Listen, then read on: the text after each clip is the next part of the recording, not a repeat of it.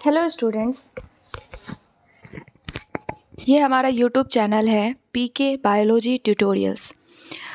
पीके यहाँ पर मेरे फादर का नेम है प्रमोद कुमार सिन्हा, उन्हीं के नाम से ये मैंने स्टार्ट करा है। इस पर मैं आप लोगों को क्लास 12th की बायोलॉजी पढ़ाऊँगी, बिल्कुल बेसिक से पढ़ाऊँगी यहाँ पर, और जो कि फुल्ली एनसीईआरटी बेस्ड होगा। ठीक है, चैप्टर फर्स्ट हम लोग स्टार्ट करते हैं, रिप्रोडक्शन इन ऑर्गेनिज्म। यहाँ पर ये चैप्टर हमारा इंट्रोडक्टरी चैप्टर है। इसमें बहुत चीज़ें जो है वो हम लोग क्लास 9 और 10th से पढ़ते आ रहे हैं। इसमें कोई नई चीज़ें नहीं है, इसमें जो भी पढ़ी हुई चीज़ें हैं उसी को हम लोग रिकलेक्ट करेंगे और समझेंगे कि रिप्रोडक्शन किसी भी ऑर्गेनिज्म में किस तरीके से होता है। ठीक है, यहाँ पर हम लोग सिंगल सेल ऑर्गेनिज्म की भी बात करेंगे, बैक्टीरिया, फंजाई, इवन हम लोग जो है वो अलगी, सब के बारे में बात करेंगे। ठीक है, इंटरनली वो कैसे रिप्रोड्यूस करते हैं, आउटर या एक्सटर्नली वो किस तरीके से रिप्रोड्यूस करते हैं, इन सारी चीज़ों के बारे में हम लोग इस चैप्टर में पढ़ेंगे। ठीक है, ज़्यादा बात ना करते हुए हम लोग वीडियो स्टार्ट करते हैं।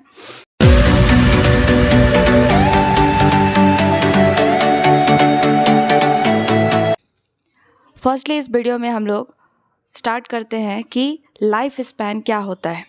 ठीक है, किसी भी ऑर्गेनिज्म की अगर लाइफ स्पैन की बात की जाए तो क्या होता है लाइफ स्पैन।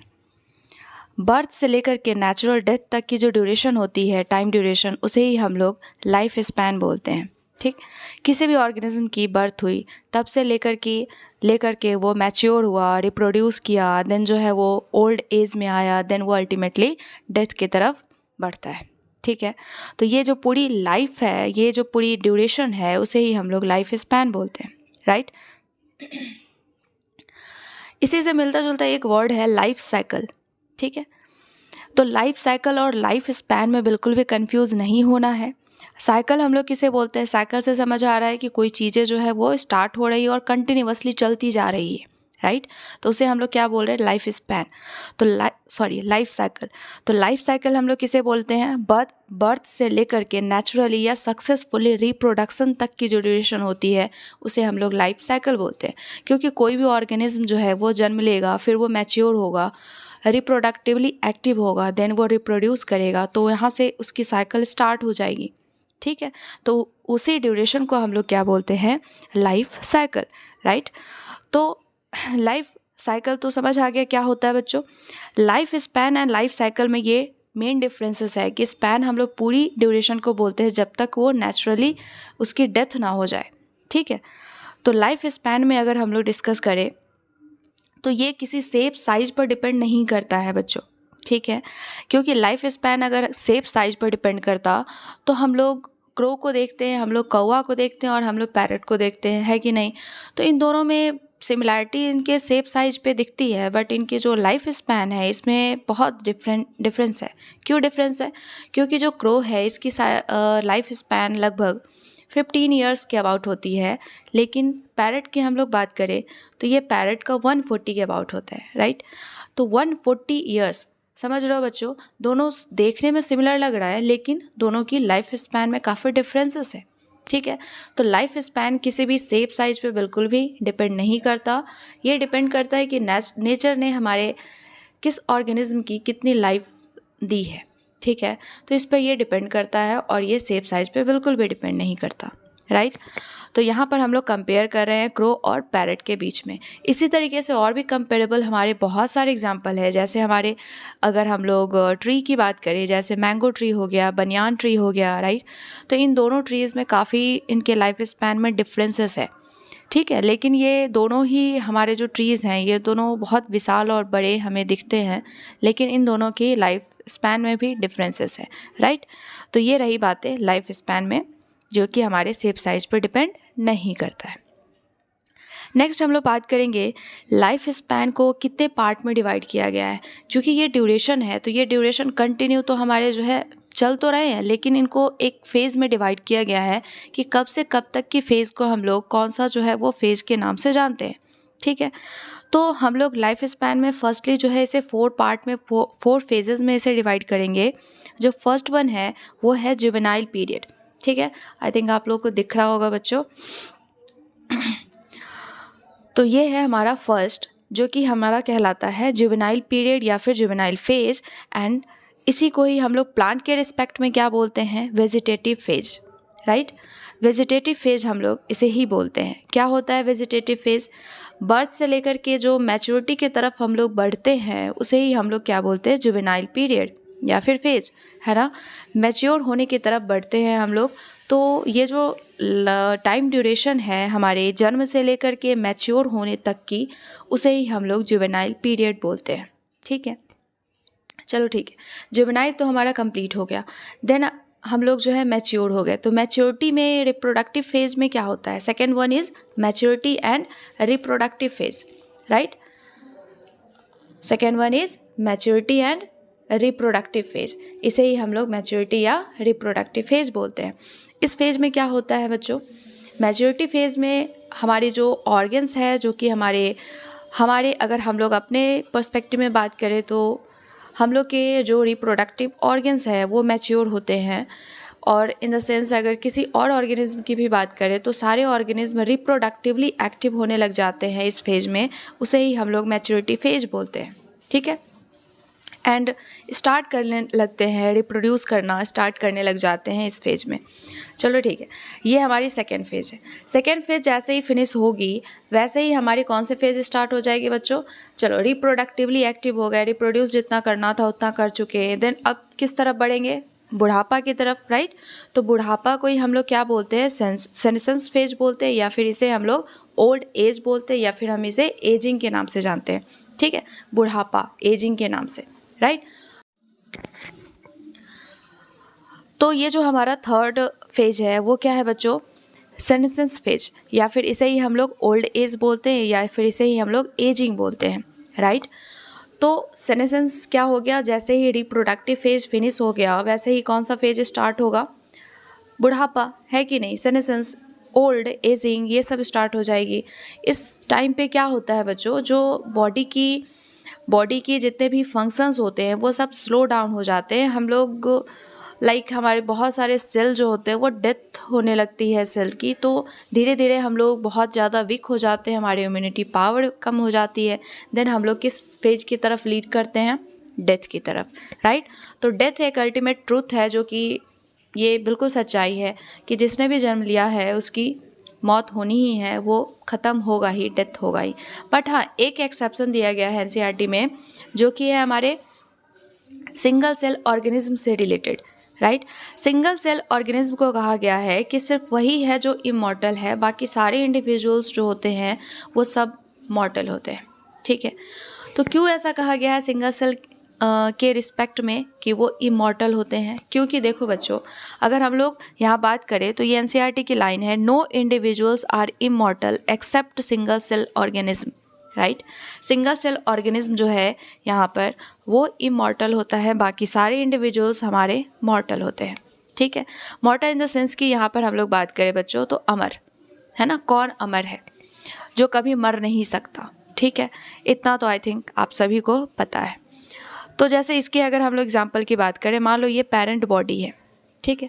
तो पेरेंट बॉडी है, ये रिप्रोड्यूस किया, ठीक है, एसेक्सुअली। क्योंकि अगर हम लोग सिंगल सेल के बारे में बात कर रहे हैं तो ये हमेशा जो है वो कौन सा रिप्रोडक्शन करेगा?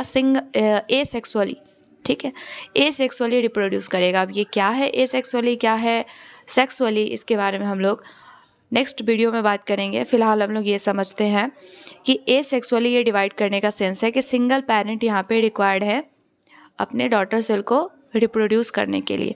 तो मान लेते हैं कि ये पेरेंट बॉडी है और पेरेंट बॉडी अपने डॉटर सेल में डिवाइड कर रहा है, ठीक।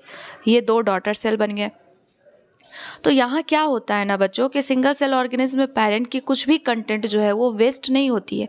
सारे कंटेंट क्या हो जाती है, जो पेरेंट है वही हाफ हो करके 2 पार्ट में डिवाइड हो गया, राइट। तो यहाँ पे कोई भी चीज़ें वेस्ट नहीं हो रही है, पेरेंट की जो भी चीज़ें हैं वो हमारे डॉटर सेल में जा रही है, ठीक है। और यही डॉटर सेल फिर बाद में पेरेंट बनेगा, तो फिर यहीं से फिर हमारे 1 पार्ट 2 पार्ट में डिवाइड हो जाएंगे, फिर नेक्स्ट वन, एंड इस तरीके से हमारी जो है लाइफ चलती चली जाएगी, ठीक है। जो सिंगल सेल ऑर्गेनिज्म है इसकी लाइफ इस तरीके से कंटिन्यू होती चली जाएगी। तो यहाँ देख रहे हो बच्चों, यहाँ पे पेरेंट्स की कोई भी जेनेटिक मटेरियल्स वगैरह की जो है नई कम्बिनेशन नहीं हो रही है, चीज़ें ख़त्म नहीं हो रही है, क्योंकि यहाँ पर अगर नई कम्बिनेशन होती, इवोल्यूशन होता, तो नई चीज़ें कंबाइन होते होती पुरानी चीज़ें ख़त्म हो जाती, राइट। लेकिन यहाँ क्या हो रहा है कि कुछ भी चीज़ें नई बन नहीं रही है, जो भी कंटेंट है वो पेरेंट्स से हाफ हो जा रहा है, फिर हाफ से फिर हाफ, फिर हाफ, और इस तरीके से चलता जा रहा है। तो यहाँ चीज़ें ख़त्म नहीं हो रही, इसीलिए कहा गया है कि जो सिंगल सेल ऑर्गेनिज्म है ये ख़त्म नहीं होता, ठीक है। इसकी जो कंटेंट है लाइक जो भी हमारे न्यूक्लियस के अंदर की चीज़ें हैं या फिर जो भी कंटेंट है वो कभी ख़त्म नहीं होता, इक्वली वो डिवाइड हो जाता, ठीक है। और वही फिर इक्वली आगे डिवाइड करता है और इस तरीके से कंटिन्यूटी चलती रहती है। इसीलिए बोला गया है कि सिंगल सेल ऑर्गेनिज्म जो है ये इमॉर्टल है, ठीक।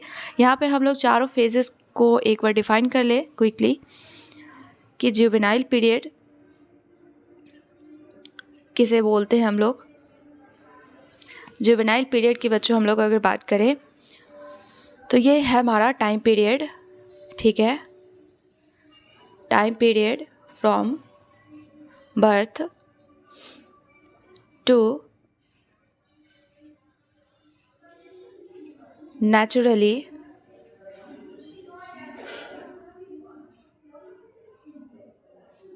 naturally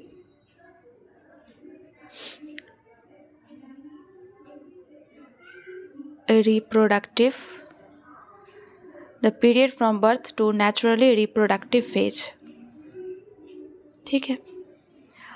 रिप्रोडक्टिव फेज और बर्थ के बीच की जो टाइम ड्यूरेशन है इसे हम लोग जुवेनाइल पीरियड बोलते हैं। In this phase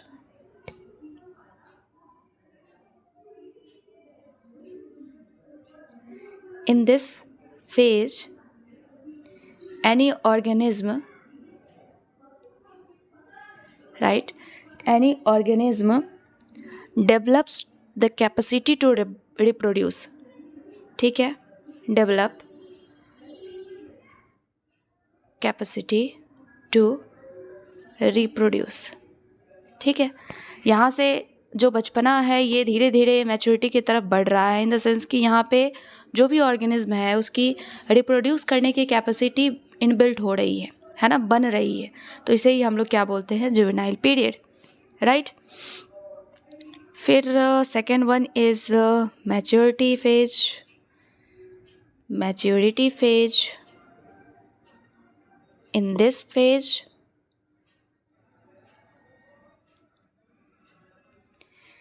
any organism start to reproduce, ठीक है। यहाँ से बिगनिंग हो जाती है, रिप्रोडक्शन की जो है वो स्टार्टिंग हो जाती है, राइट। एंड सेनेसेंस फेज, या फिर इसे ही हम लोग एजिंग बोलते हैं,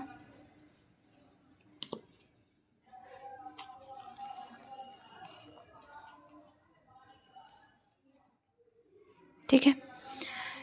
ये क्या है बच्चों, एजिंग इज अ प्रोग्रेसिवली डेटेरियोरेशन, है ना। डेटेरियोरेशन मीन्स क्या होता है बच्चों, डेटेरियोरेशन मीन्स होता है स्लो डाउन हो जाना, बॉडी फंक्शंस जो है वो स्लो डाउन हो जाती है, ठीक है। तो in this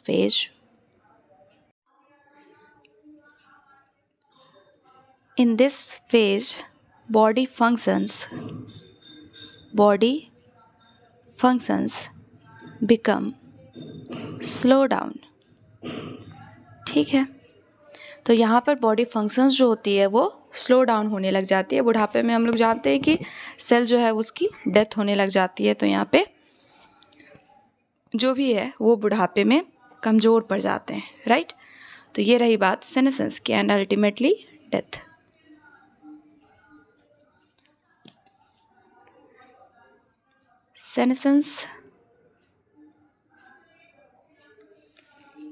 Senescence leads to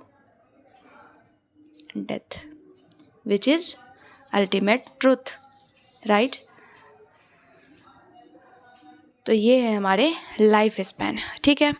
अब हम लोग नेक्स्ट वीडियो में कुछ एग्जाम्पल्स लेंगे, कुछ हमारे जो भी एनसीईआरटी में दिए गए हैं उन सब के एग्जाम्पल्स करेंगे कि बटरफ्लाई की कितनी लाइफ स्पैन है, क्रो की कितनी है, पैरट की कितनी है, क्रोकोडाइल की कितनी है, एंड कुछ ऑर्गेनिम्स की हम लोग कंपेयर करके देखेंगे कि जो हमारे सिमिलर दिखते हैं उसकी भी लाइफ स्पैन हमारी सिमिलर नहीं होती है। ठीक है बच्चों, तो आज के लिए यहीं तक। Thank you.